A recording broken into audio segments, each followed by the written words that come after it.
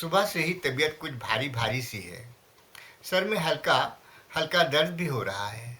मिजाज में कुछ चिड़चिड़ापन सा है। मुमकिन है इसकी वजह मौसम की बेइतनाई हो। उसे घुटन का सा एहसास हुआ। उसने कमरे की खिड़की के पट वाकर दिए ताकि बाहर की हवा कमरे में आ सके और हफ्स दूर हो। वो आकर खिड़की के पास खड़ा हो गया। पहले उसने एक उजटती नज़र करवटें बदलती हुई सड़क पर डाली। सड़क सुनसान थी, जैसे उसे किसी का इंतज़ार हो। फिर नज़रें उठाकर रंगतें बदलते हुए आसमान की तरफ देखा। आसमान काला हो रहा था। गो के अभी ज़्यादा से ज़्यादा दिन का 2 या ढाई बजा होगा। उसे लगा रात हो गई है। घटा छाई हुई थी। काले काले आवारा बादल बादे बादे शमूल की के परों पर सवार जुनूब की जानिब उड़े जा रहे थे। और फिर कुछ ही देर में बिजली कड़कने लगी और बारिश शुरू हो गई। मूसलाधार बारिश। हवा निस्बतन मामूल से कुछ तेज चल रही थी, लेकिन इतनी इतनी तेज भी नहीं कि उसे आंधी या सरसर कहा जाए।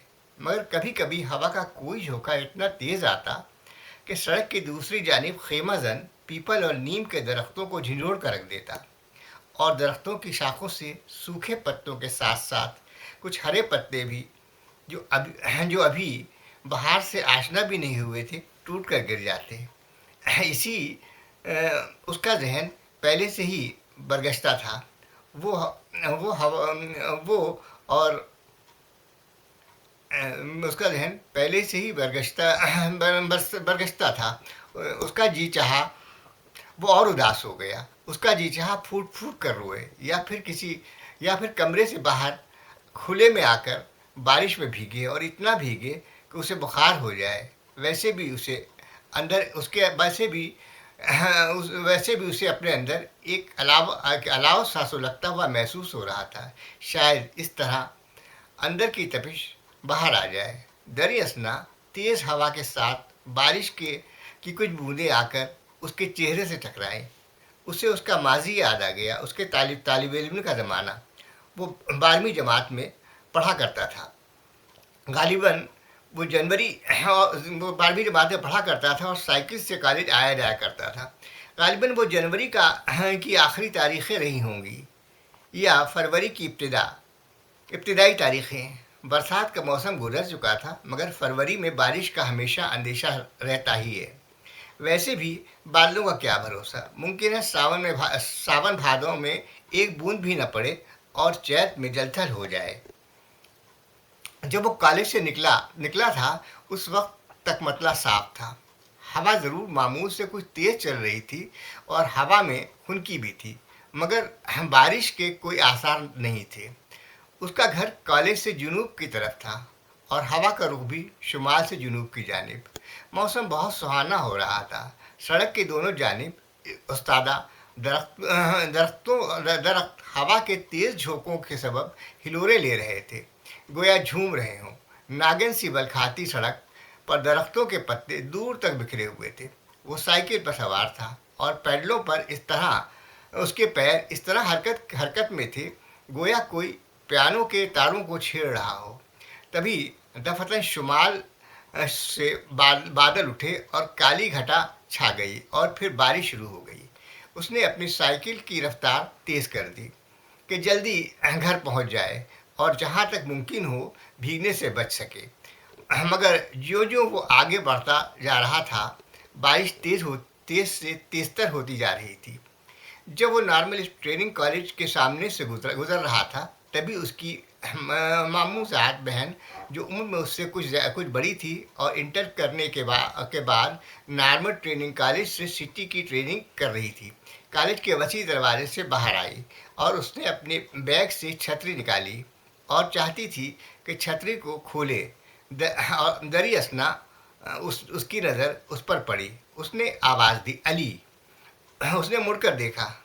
उसके मुंह से निकला, सुरैया। और उसने साइकिल सुरैया के नज़दीक जाकर रोक दी। सुरैया साइकिल के कैरियर पर बैठ गई और उसने खुली हुई छतरी अपने दाहिने हाथ में इस तरह ले ली कि वो दोनों बारिश से बच सकें। अली के मामू का घर अली के घर के रास्ते में ही वाक़ था। دونوں ساتھ ساتھ ہنس کھیل کر بڑے ہوئے تھے اور ایک دوسرے کو پسند بھی کرتے تھے۔ شاید پسند لفظ مناسب نہیں ہوگا، در حقیقت وہ ایک دوسرے سے محبت کرتے تھے۔ سوریا کا تو نہیں کہا جا سکتا، لیکن علی اس کے کہا لیکن علی اس کے لیے تو ثریا اس کے خوابوں کی شہزادی تھی، اس کے دل کی ملکہ۔ گو گو کہ ثریا عمر میں اس سے بڑی تھی، مگر عشق عمر کب دیکھتا ہے۔ ثریا کی گرم سانسوں کی تپش اپنی پشت پر وہ ثریا کے گرم سانسوں کی تپش اپنی پشت پر محسوس کر رہا تھا۔ چھتری نے دونوں کو ڈھک تو لیا تھا، مگر بوچھار سے بچنا مشکل تھا۔ بارش کے جھونکے ثریا کے بدن اور بالوں کو بھگو رہے تھے اور رخساروں کو بھی۔ سرخ شہابی رخسار پر بارش کی بوندیں، ایسا معلوم پڑتا تھا جیسے گلاب کے شگفتہ پھول پر دم صبح اوس کے قطرے، اور سیاہ زلفوں میں بارش کی بوندیں گویا سچے موتی سیاہ قالین پر بکھرے ہوئے ہوں، یا بےکراں آسمان پر پچھلے پہر تارے چھٹکے ہوئے ہوں، یا سطح گنگا پر اماوس کی تاریک شب میں دیپ مالا۔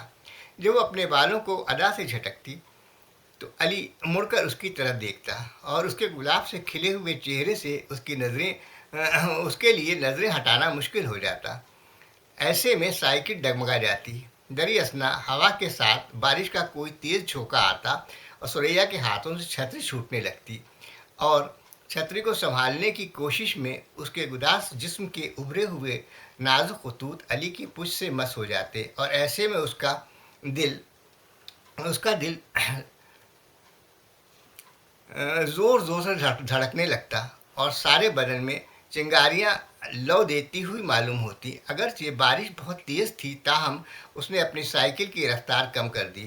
اس کا جی چاہ رہا تھا نارمل کالج سے ثریا کے گھر کا راستہ اتنا لمبا ہو جائے جتنی اس کی زندگی۔ ثریا اسی انداز میں سائیکل پر کے کیریئر پر بیٹھی رہے، اور وہ یوں ہی اپنی آخری سانس تک سائیکل کے پیڈلوں کو اپنے پیروں سے گھماتا رہے، اور وقت تھم جائے اور یہ سفر کبھی ختم نہ ہو۔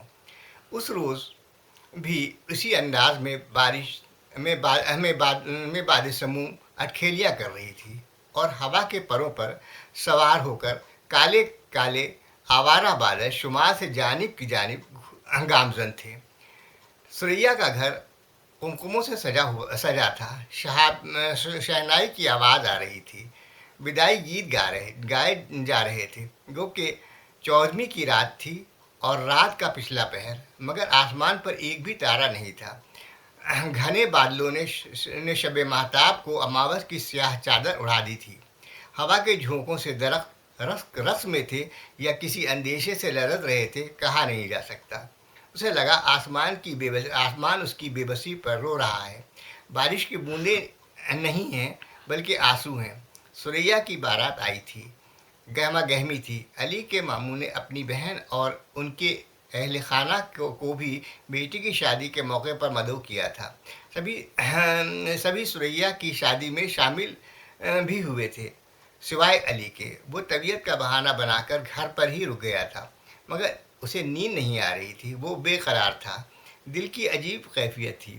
کبھی بستر پر لیٹ جاتا، کبھی اٹھ کر ٹہلنے لگتا، کبھی میز پر رکھے ہوئے جگ سے گلاس میں پانی اڑیلتا اور ایک ہی سانس میں گڑگڑا جاتا۔ باہر زور زور سے بجلی کڑک رہی تھی، باہر زور زور سے بجلی کڑک رہی تھی، بادل گڑگڑا رہے تھے، اور پھر بوندیں پڑنے لگیں اور بارش تیز ہوتی گئی۔ علی وارستگی کے عالم میں گھر سے باہر سڑک پر آ گیا اور بے اختیار آہستہ آہستہ قدموں سے نادانستہ طور پر ثریا کے گھر کی طرف بڑھ گیا۔ ثریا کے گھر کے سامنے ہی ایک بجلی کا کھمبا تھا۔ بجلی کے کھمبے سے متصل تاروں پر کچھ پرندے اپنے پروں کو سمیٹے ہوئے بیٹھے تھے۔ علی بجلی کے کھمبے سے پشت لگا کر کھڑا ہو گیا۔ وہ بارش میں بھیگ رہا تھا اور اس کے ذہن کے پردے پر پرچھائیاں سی رقصاں تھیں، گویا وہ عرصۂ خواب میں ہو۔ ثریا اس کی سائیکل کے کیریئر پر سوار ہے، اور और अपने आप को छतरी से ढांप रखा है। कुछ देर के बाद सुरैया घरातियों और बारातियों के साथ कुरान के साए में घर से बाहर निकली। सुर्ख जोड़े में, बादलों में झूमर, माथे पर टीका, पलकों के दराज साए, अफशा से आरास्ता, हया से नजरें झुकी हुई, ज्यों-ज्यों कदम आगे बढ़ाती, पायल शोर मचाती। उसे रुखसती के लिए कार में बिठाया जा रहा था और उसकी वालदा उसके सर पर छतरी का साया किए नज़दीक ही खड़ी थीं, ताकि सुरैया पर बारिश की छींटे न पड़ें।